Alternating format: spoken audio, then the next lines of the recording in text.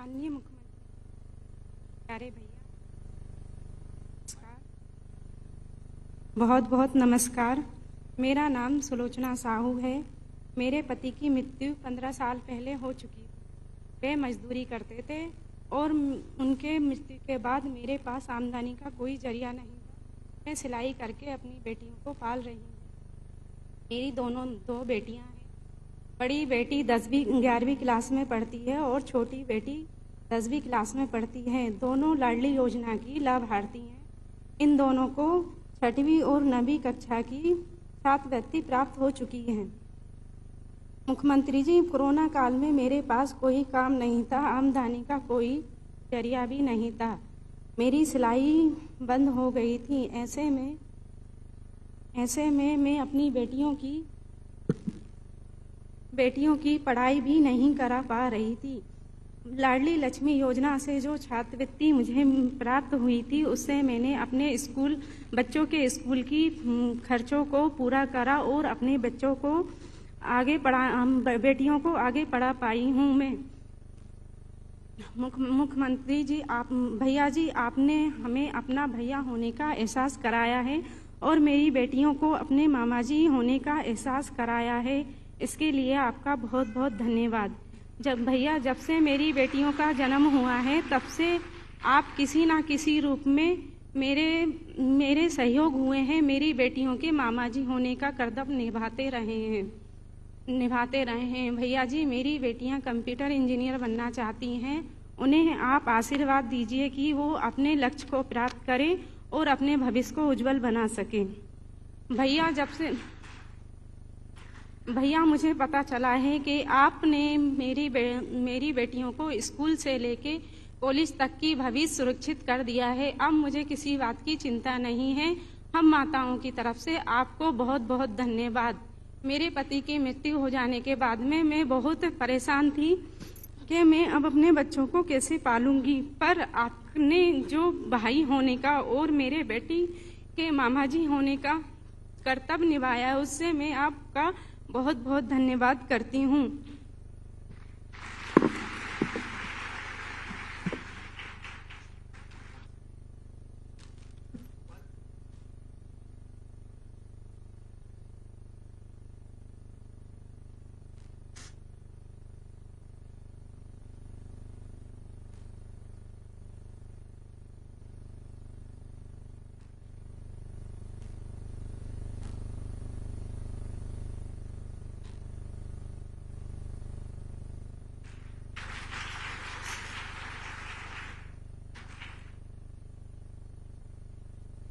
माहौल थोड़ा सा इमोशनल हो गया है, भावुक हो गया है और एक बहन ने अपने भाई से आज बात की है। जगत कल्याण के लिए समर्पित, सेवा भावना से समर्पित, संपूर्ण प्रदेश को परिवार मानने वाले और प्रदेश की बेटियों की उम्मीदों और आकांक्षाओं को पंख देने का मादा रखने वाले मैं माननीय मुख्यमंत्री जी को बहुत विनम्रता के साथ, बहुत आदर के साथ उनको उनके उद्बोधन के लिए आमंत्रित करती हूँ।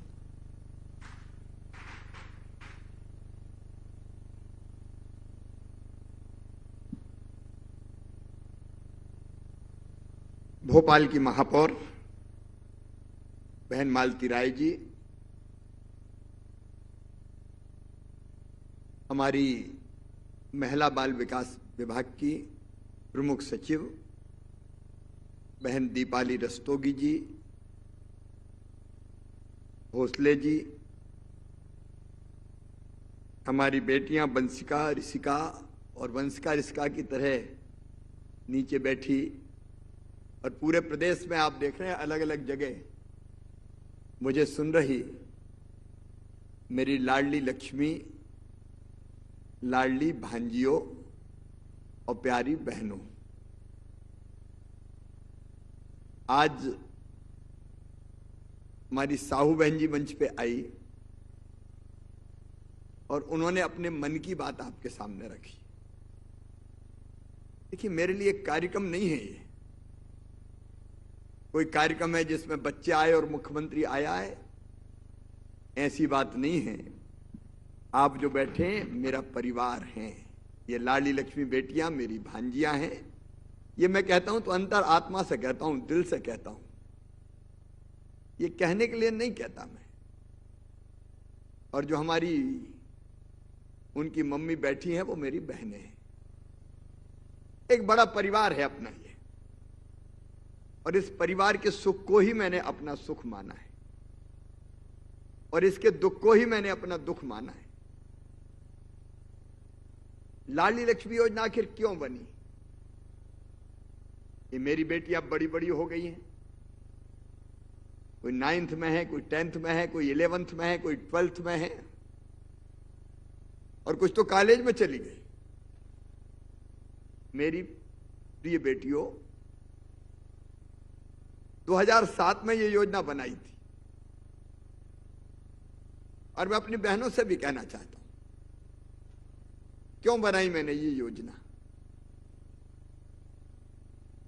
लाडली लक्ष्मी की कहानी मैं आपको सुनाता हूं। मेरी बहनों, मेरी बेटियों, मैं तो एक गांव में पैदा हुआ और बचपन से मैं ये भेदभाव देखता था। मां भी बेईमानी करती थी, बेटे को ज्यादा प्यार और बेटी को कम लाड़। बेटा आ गया तो चेहरा खिल जाए, भैया आया है, और बेटी अगर जन्म ले ले तो मां का चेहरा भी उतर जाए, बेटी नहीं कहीं की आफत हो गई हो। हर एक के मन में यह भाव रहता था, ज्यादातर के, हर एक की बात नहीं करूंगा, कि घर में बेटे ही पैदा होना चाहिए। बेटा क्यों होना चाहिए? अरे बेटा तो बुढ़ापे की लाठी का सहारा है। अब बुढ़ापे में लाठी का सहारा बनेगा कि लठ मारेगा, इसका कोई ठिकाना नहीं, लेकिन बेटा बोले बुढ़ापे की लाठी का सहारा है हमारे। बेटा कुल का दीपक है, और बेटी, अरे बेटी तो बोझ है। शादी, विवाह, पढ़ाई, खर्चा, फिर चली जाएगी दूसरे घर, तो बेटी साथ थोड़ी देगी, बेटा साथ देगा। एक अजीब सी धारणा, और मुझे कहते हुए तकलीफ है कि एक समय ऐसा आया कि 1000 बेटों पे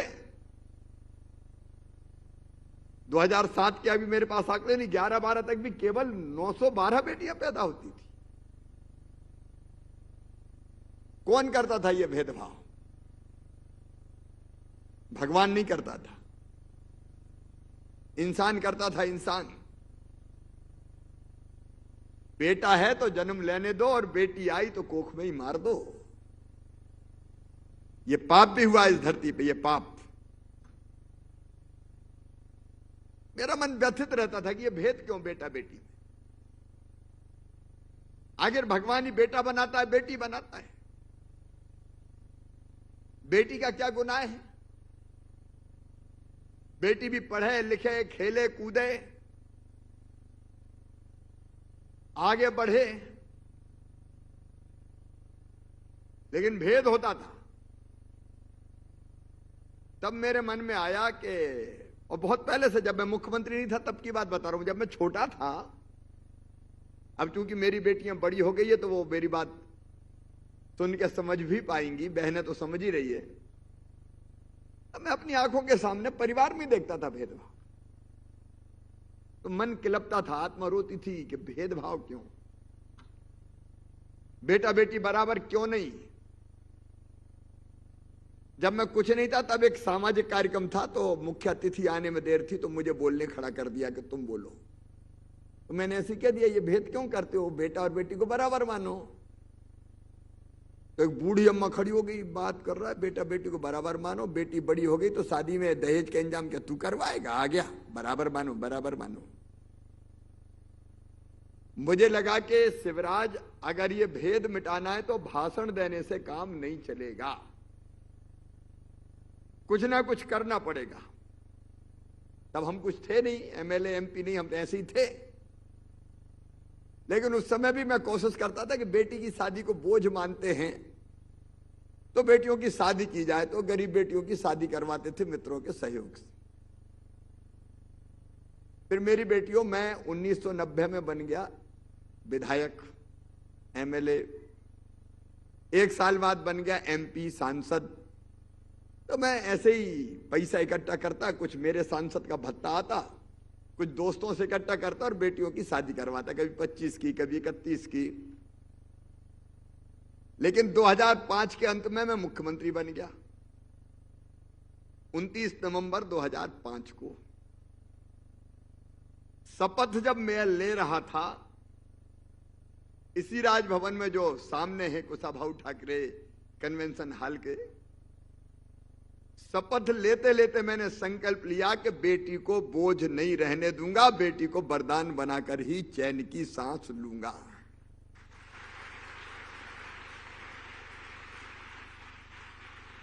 और तब से मेरे मन में कि क्या करूं क्या करूं। तो एक बात दिमाग में आई कि बेटी अगर लखपति पैदा होने लगे तो फिर मम्मी पापा कहेंगे नहीं यार बेटी को आने दो, घाटे का सौदा नहीं है बेटी। अब ये कैसे हो, ये काम बड़ा कठिन था कि बेटी लखपति कैसे पैदा हो।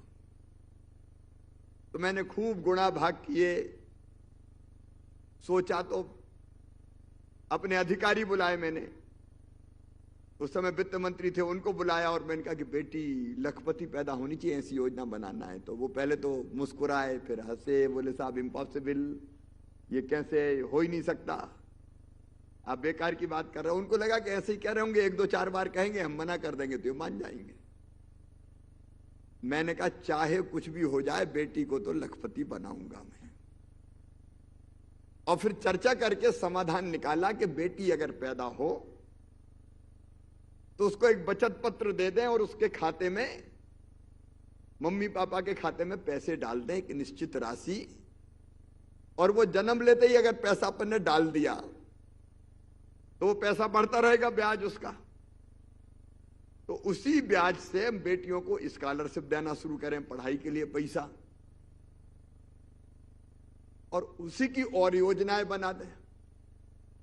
तो तब मेरी बेटियों हमने बनाई ये योजना और ये तय किया कि 30,000 रुपया जैसी बेटी जन्म लेती है खाते में उनको डाल दो, एक बचत पत्र दे दो।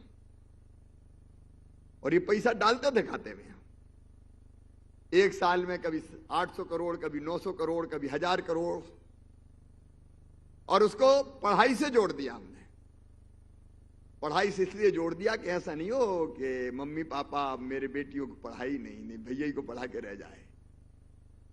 तो तय किया कि 5वीं पास करके 6वीं में जाएगी तो 2000 रुपया मिलेंगे, 8वीं पास करके 9वीं में जाएंगी तो 4000 रुपया मिलेंगे, 10वीं पास करके 11वीं में जाएंगी तो 6000 रुपया मिलेंगे, फिर 12वीं में जाएंगी तो 6000 रुपया मिलेंगे।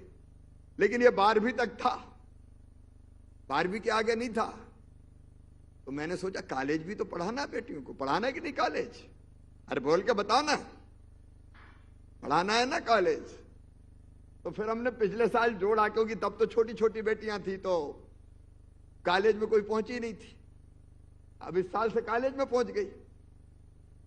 तो हमने तय किया कि कॉलेज में एडमिशन लेंगी तो सीधे 12,500 रुपया खाते में डालेंगे, और फिर जब डिग्री लेंगी तो फिर 12,500 रुपया फिर खाते में डालेंगे, ताकि डिग्री लेने तक पढ़ाई मम्मी पापा सुनिश्चित कर दें। और अब एक बेटी कह रही थी मुझे सॉफ्टवेयर इंजीनियर बनना है। अब अलग अलग बेटियों को आगे बढ़ना है, पढ़ना है। पढ़ोगी ना? बोलो ना सब, मामा से काहे का डर? खूब पढ़ोगी, क्या बनोगे? जोर से बताओ क्या बनोगे? अलग अलग बनो, कोई डॉक्टर बनो, कोई सॉफ्टवेयर इंजीनियर बनो, कोई प्रोफेसर बनो, कोई अच्छा अधिवक्ता बनो, कोई दीपाली जी की तरह IAS बनो, कोई IPS बनो, और कोई तो MLA MP इनकी तरह मेयर बन जाओ, उसमें क्या दिक्कत है? और कोई मुख्यमंत्री भी बन जाना कल। और ये किया जा सकता है, ये हो सकता है। तुम ये मत मानना कि ये नहीं हो सकता, ये हो सकता है। क्योंकि अपनी बेटियों ने देखो लाडली बेटियों में से ही कुछ आई, उनने बताया कोई जूडो कराटे में, कोई खेलों में, अलग अलग क्षेत्रों में आगे निकल रही है। तो बेटियां सब कुछ बन सकती है, सब बन सकती है, और मामा बनाना चाहता है।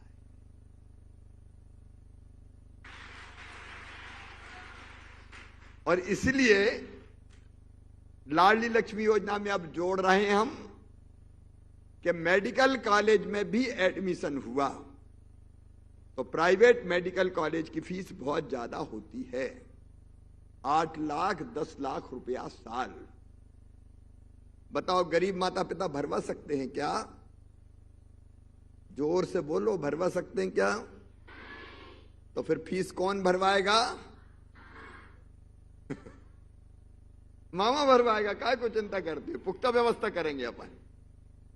अगर तुम्हारे परिश्रम से, तुम्हारी लगन से, तुम्हारी मेहनत से तुम्हारा एडमिशन मेडिकल कॉलेज में होता है। अब मेरी बात समझ सकती हूँ इसलिए समझा रहा हूं, छोटी छोटी बेटियां तो समझ नहीं पाएंगी, जो बड़ी बेटियां वो समझ सकती है। समझ रही हो ना मेरी बात? ऊपर वाली बेटियां भी समझ रही है ना? तो जो समझ सकती है उन बेटियों को बता रहा हूं कि आपकी मेहनत से आपका एडमिशन मेडिकल कॉलेज में, इंजीनियरिंग कॉलेज में और किसी शिक्षण संस्थान में, कलेक्ट के माध्यम से कहीं लॉ कॉलेज में हो गया, कहीं भी हो, तो ये पुख्ता व्यवस्था हम कर रहे हैं कि वो फीस मामा भरवाएगा, भारतीय जनता पार्टी की सरकार भरवाएगी। अब मेरी बहनें बैठी हैं, तुम्हारी कई बेटियों की मम्मी आई है, उनसे कहना चाहता हूं, उनसे पूछना चाहता हूं, जरा जोर से बताना, बेटी बोझ तो नहीं है? बेटी बोझ नहीं है, बेटी तो वरदान है,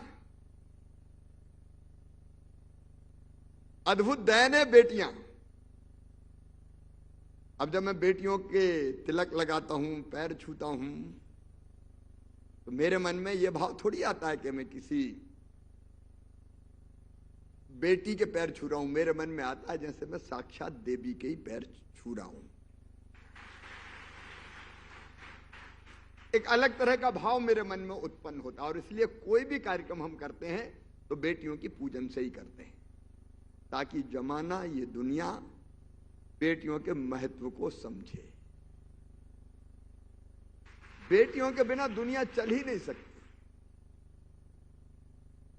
और एक बात मन से निकाल दें कि बेटे ही बुढ़ापे की लाठी का सहारा होगा। बेटा होगा कि नहीं होगा इसकी गारंटी मैं नहीं ले सकता, लेकिन बेटी जब तक जिंदा रहेंगी उनकी हर सांस मम्मी पापा के लिए चलेगी। बोलो मेरी बेटियों, सही बात है कि नहीं? सही बात है। और इसलिए मैं पूरे प्रदेश को आज कहना चाहता हूं, अलग अलग जगह लोग जुड़े हैं, बेटियां जुड़ी है, पेरेंट्स जुड़े हैं, शिक्षक जुड़े हैं, मेरी स्व सहायता समूह की बहनें, महिला बाल विकास की मेरी बहनें जुड़ी हुई है। यह संदेश ले जाओ सब जगह कि बेटी है तो ही कल है। बेटी बढ़ेंगी तो देश बढ़ेगा, बहनें सशक्त होंगी तो परिवार सशक्त होगा। अभी मेरी बहनें सोच रही होगी कि हमारा भैया भांजियों को तो दे रहा है, हमारा कुछ करेगा कि नहीं करेगा। तो अभी मैंने लाडली बहना योजना भी बना दी है। अभी पता है कि नहीं? अब हम केवल कुछ छोड़ के, जो बहुत अमीर हैं, इनकम टैक्स देते हैं, बड़े परिवारों से आते हैं, उनको छोड़ के गरीब, निम्न मध्यम वर्गीय सब परिवार की बहनों को 1000 रुपया महीना भी खाते में डालना शुरू करेंगे। मार्च से हमारा अभियान शुरू होगा। फॉर्म भरे जाएंगे, सूची बनेगी, फिर ये भैया केवल राखी के दिन नहीं, हर महीना 1000 रुपया भेजेगा, 12,000 रुपया साल। और उस पैसे का क्या करना है? वो आएगा बहन के नाम ही खाते में, तो उनको मत दे देना, नहीं, कई बहनें बहुत सीधी होती हैं कि ले लो आ गए हैं।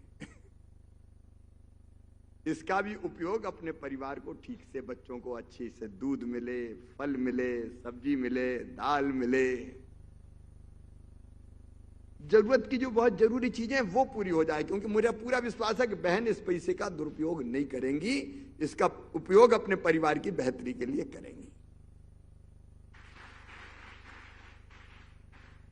परिवार को और सशक्त बनाएंगे। परिवार सशक्त तो देखो, बहन सशक्त तो परिवार सशक्त, परिवार सशक्त तो प्रदेश सशक्त, और प्रदेश सशक्त तो देश सशक्त।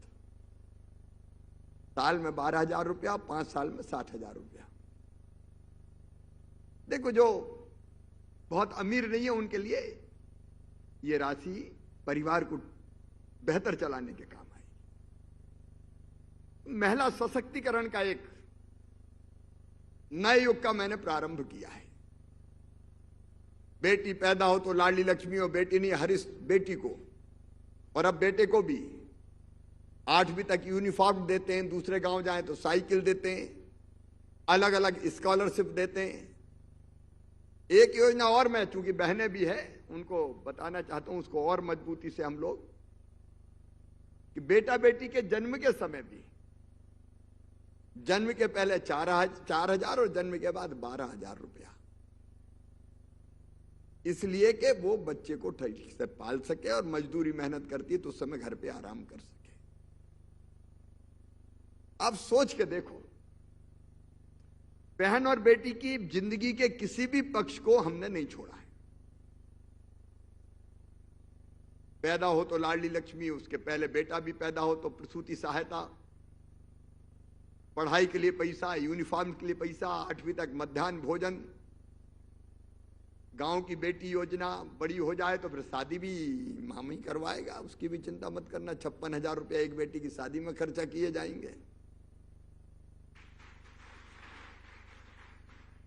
और फिर ये हमारी बहनें बैठी, ये बहन बैठी है मेयर मालती, बेटियों 50% रिजर्वेशन हमने किया। पहले थोड़ी था ऐसा, पहले चुनाव बेटियां थोड़ी लड़ती थी, या ना बहनें लड़ती थी, बहुत कम लड़ती थी, कोई घर से ही नहीं निकलने देते थे। घूंघट में रहो, रोटी बनाओ। हमने तय किया कि बहनें 50% सीटें केवल बहनों को रिजर्व होंगी, ताकि वही चुनाव लड़के केवल चूल्हा नहीं जलाएं, सरकारें भी चलाएं। और गांव गांव में घर से निकली बेटियां, बहनें, कई जगह पंचायत चला रही, नगर पालिका चला रही है, नगर निगम चला रही है। क्या कमी है बताओ? फिर हमने और आर्थिक सशक्तिकरण के लिए तय किया कि शिक्षक जैसी नौकरी अगर निकलेगी तो 50% बेटों की भर्ती, 50% बेटियों की भर्ती, उसमें भी तय कर दिया। पहले पुलिस में बेटियों की भर्ती नहीं होती थी, बहुत कम होती थी। तो बेटी को भी पुलिस बनना चाहिए कि नहीं? बनना चाहिए। कौन कौन बनोगी जरा हाथ उठाओ। बहुत सी बेटी बनना चाहती है। तो मेरी बेटियों, इसमें अपनी मेहनत के बल पर तुम आईपीएस भी बन सकती हो, लेकिन हर बेटी के लिए 30% रिजर्वेशन तो कर दिया कि बेटियों की ही पुलिस में भर्ती होगी, ताकि हाथ में डंडा लेके अपराधियों की, गुंडों की अकल भी ठिकाने लगा दे। अच्छा, इससे मुझे आत्मसंतोष मिलता है। देखो, मुझे लगता है कि मेरी जिंदगी सफल हो रही है। अरे मुख्यमंत्री आते हैं चले जाते हैं, लेकिन कोई ऐसा काम हो जाए जिससे बहन की, बेटी की जिंदगी बदल जाए, तो अपनी जिंदगी भी सफल हो जाए। और वही युग है ये। और इसलिए अपनी बेटियों को मैं कहना चाहता हूं कि किसी बात की चिंता नहीं। हाँ, मेहनत करना है, पढ़ना है, लिखना है, खेलना कूदना भी है। खेलने के समय खेलें, पढ़ने के समय पढ़ें, और अपनी जिंदगी में ऐसी बन के दिखाएं कि अपने परिवार का भी भला कर जाएं और प्रदेश का भी भला करें। तुम सब कर सकती हो। इसलिए लाडली लक्ष्मी योजना भी है। अभी लाडली लक्ष्मियों से काम बहुत से करवाऊंगा, करोगी? घबरा गई, आधी बोली नहीं रही। अरे करोगी क्या? जैसे स्वच्छता रहनी चाहिए अपने गांव में, शहर में, मेरी लाडली लक्ष्मी बेटियां के, उसका प्रचार प्रसार करेंगे। मैं रोज पेड़ लगाता हूं, मेरी लाडली बेटियां कहेंगी जन्मदिन पे पेड़ लगाओ गांव वालों। बोलो कहोगी? क्योंकि पेड़ है तो ऑक्सीजन है, और ऑक्सीजन है तो हम हैं। सही बात है कि नहीं? हम नशे के खिलाफ भी अभियान चलाएंगे, क्योंकि वो नाश की जड़ है। और बेटियों के प्रति समाज के मन में आदर का भाव पैदा हो, ऐसे कई सामाजिक अभियान भी लाडली लक्ष्मी बेटियां चलाएंगी आगे जाके। अभी हम सुन रहे थे ना कि लाडली लक्ष्मी, लाडली लक्ष्मी, साधारण ही असाधारण बेटियां हैं। आज तो मैं बहुत बहुत शुभकामनाएं देता हूं। बेटियों, तुम मेरी आत्मा हो, मेरे प्राण हो।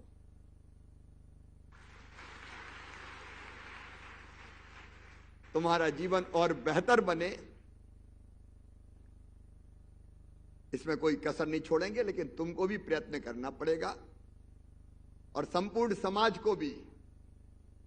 समाज का मतलब बिना किसी जाति धर्म के सबको मैं कहना चाहता हूं कि बेटियों का ध्यान रखें, इनको बढ़ने दें, खेलने दें, कूदने दें, पढ़ने दें। बेटा एक परिवार का भला करता है, लेकिन बेटी तो दो दो कुल को तार देने वाली होती है। ये परिवार का भला भी करेंगी, समाज का भला भी करेंगी, देश का भी करेंगी, और दुनिया का भी भला बेटियां ही करेंगी। इनको खुली हवा में सांस लेने दो, इनको ढंग से खेलने दो, कूदने दो, पढ़ने दो, लिखने दो, आगे बढ़ने दो। एक बार में फिर, और लाडली लक्ष्मी योजना से परिवर्तन आ रहा है। अभी हम इसके इंपैक्ट को भी, क्या हो रहा है, एक सबसे बड़ी बात तो यह हुई है लाडली लक्ष्मी बेटियां से कि हर बेटी को अब माता पिता पढ़ाना चाहते हैं, पढ़ाना चाहते हैं, एक बात। और दूसरे, अब बाल विवाह नहीं करते। छोटे में कोई शादी करनी चाहिए क्या, बताओ? अब परिवार की समझ नहीं, छोटी बेटी है, पढ़ने की उम्र है। लेकिन लाडली लक्ष्मी से यह फायदा हुआ कि लोग अब बाल विवाह बहुत कम होते हैं, वो खत्म होते जा रहे हैं। बाल विवाह नहीं होनी चाहिए, बेटी को पढ़ के बड़ी हो जाए उसके बाद ही शादी होनी चाहिए, ताकि वो योग्य बन सके, ढंग से आगे बढ़ सके। ये हो रहा है। और दूसरी बड़ी बात ये हुई कि अब बेटा आए चाहे बेटी आए, कोई चिंता नहीं करता। बेटी भी आए तो लोग का स्वागत किया जाता है। हमारा विभाग तो अलग अलग जगह कार्यक्रम आयोजित करता है, स्वागतम लक्ष्मी। बेटियों के जन्मदिन पे अब कई जगह धूमधाम होती है, गीत गाए जाते हैं, उत्सव मनाया जाता है। ये परिवर्तन आया है। बेटियों की स्कूल में ज्यादा नाम लिखे जा रहे हैं, नामांकन में वृद्धि हो रही है, पढ़ रही हैं बेटियां। बेटियों के प्रति समाज का बदलाव, समाज में बदलाव सकारात्मक आया है। और इसलिए बेटियों को हम सब आगे बढ़ाएं। अब मुझे तो इतनी खुशी होती है देखते हुए कि जिन बेटियों को मैंने गोद में खिलाया, अब तुमने देखे होंगे कई फोटो में ऐसे उछालता था। 2007 में शुरू हुई तो इतनी सी बेटियां आती थी, तो उनको हम देते थे ये बचत पत्र हाथ में, तो मम्मी की गोद में आती थी, मैं छुड़ा लेता था और ऐसे ऊपर उछाल के फिर पकड़ता था। अब मेरी वो बेटियां कॉलेज में पहुंच गई है, छोटी छोटी बेटियां 44 लाख से ज्यादा हो गई हैं। मेरी खूब शुभकामनाएं, मेरा खूब आशीर्वाद। खूब आगे बढ़ो और अपने मम्मी पापा का नाम रोशन करो। ये सिद्ध कर दो कि बेटियां किसी से कम नहीं है। और बहनों, अपनी बेटियों को खूब लाड़ करती रहो। कोई बाकी चिंता हो तो भैया तो है। बहुत बहुत धन्यवाद।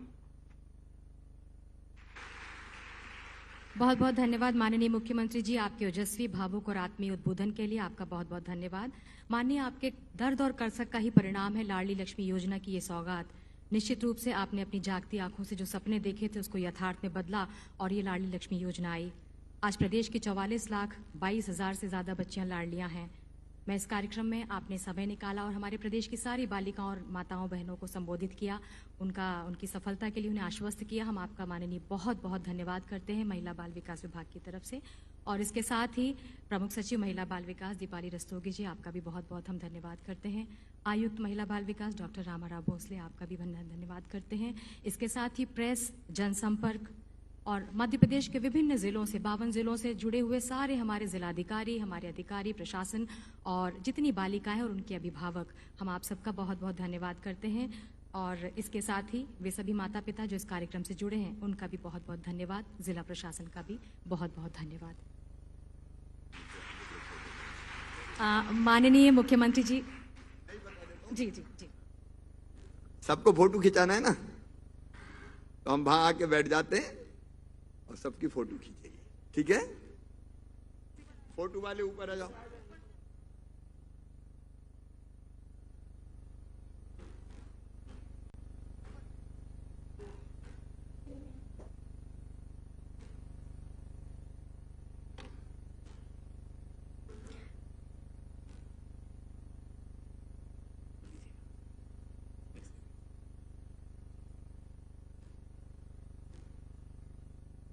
माननीय मुख्यमंत्री जी के साथ आप सभी बच्चियों का, आप सभी बालिकाओं का और एक समूह फोटो आप सबके लिए यादगार होने वाला है। और जैसा माननीय मुख्यमंत्री जी याद कर रहे थे कि जब आप बहुत छोटे छोटे से थे, तब उन्होंने आपको आश्वासन प्रमाण पत्र दिया था। आप कुछ समय बाद जब बहुत अच्छे अपने अपने मुकाम पर पहुंच जाएंगे, तो निश्चित रूप से आप इस क्षण को याद करेंगे। 7 फरवरी 2023 को याद करेंगे, जब इस सदन में उपस्थित 500 बालिकाओं, 500 लाडली बालिकाओं के साथ माननीय मुख्यमंत्री जी, उनका समूह फोटो है।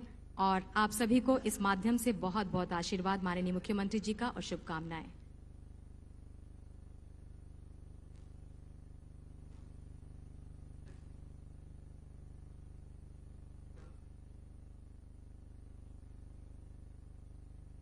और इसके माध्यम से आप सभी को आश्वस्त करते हुए कि बालिका और महिला सशक्तिकरण के लिए विभाग और प्रदेश शासन कृत संकल्प है।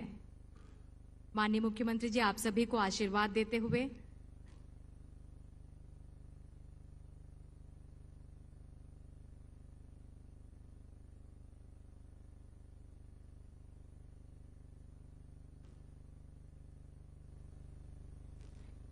और ये क्षण और ये फोटो आप सभी को ये याद दिलाता रहेगा कि आपको बहुत पढ़ना है और बहुत आगे बढ़ना है और अपने माता पिता का नाम, अपना नाम, अपने प्रदेश का नाम, अपने देश का नाम रोशन करना है।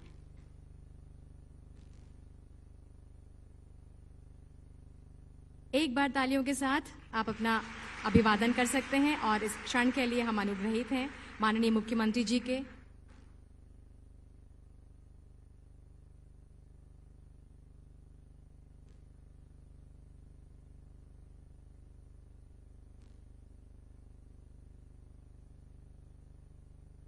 आप सभी बेटियों के साथ माननीय मुख्यमंत्री जी का आशीर्वाद है, प्रदेश का आशीर्वाद है।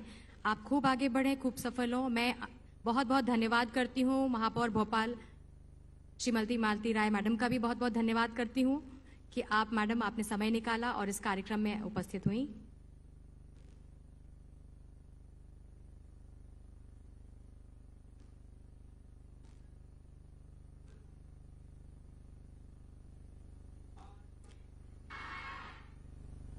महापौर मैडम का और माननीय मुख्यमंत्री जी का आशीर्वाद आप सबके साथ हमेशा है और बहुत बहुत आप सभी को शुभकामनाएं और सफलता के लिए आप सबको बहुत बहुत सारी शुभकामनाएं। और